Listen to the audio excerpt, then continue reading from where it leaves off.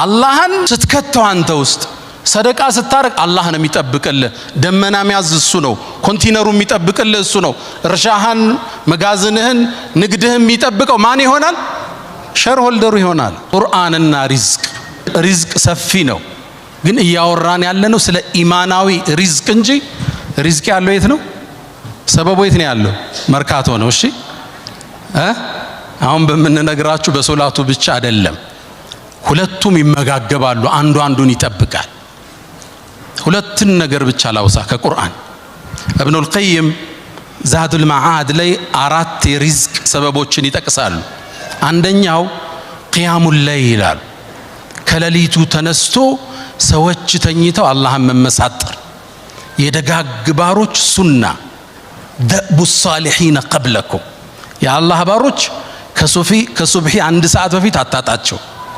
በጣም ደግ ሲሆኑ 2 ሰዓት በፊት አታጣቸው። ከሌሊቱ ጊዜ የሌለው ሰው ቀን ላይ ለመድመቅ እንዳያስብ። አላህ ጋር ብቻውን ሚስጥር የሌለው ሰው ትርጉም የለውም። ቀን ላይ ብቻህን ማየት ይፈልጋል አላህ እውነተኝነትህ። ቂያም ለይል ኢንሻአላህ ተሰግዳላችሁ አውቃለሁ። እና በርታት እና ጠንክራት ሰዓቱን ትንሽ እንጨምረው።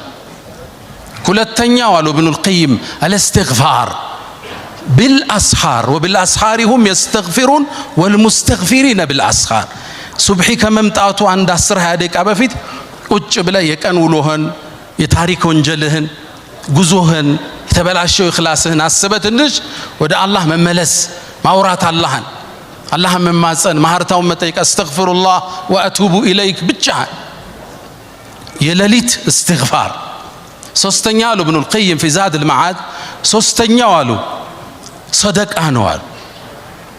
ሰደቃ መስጠት ያወጣው አይጎልም። ወማ አንፈቅቱም ሚን ሸይእን ፈሁወ ዩኽሊፉህ ምንም ነገር አትሰጡም የተካውት ቢሆን እንጂ። አሁን ብዙ ወጪ ያወጡ መሻይኾቻችን አሉ አይደል? ሪዝቁ ተመልሶላቸዋል። ክብሩን የቀራቸው ደረጃውን የቀራቸው ቃሉ ነው አላህ። ያውም አሉ ነቢዩ ዓለይሂ ሰላቱ ወሰላም ማ ነቀሰ ማሉ ምርኢን ሚን ሰደቃ ካሉ በኋላ በል ተዚድ ይጨምረዋል እንጂ አሉ ነቢዩ ዓለይሂ ሰላቱ ወሰላም። አራተኛ አሉ ኢብኑል ቀይም ረሒመሁላህ የጧትና የማታ ዚክሮች አዝካሩ ሰባህ ወልመሳ። አላህ ይወፍቀን ሁላችንም።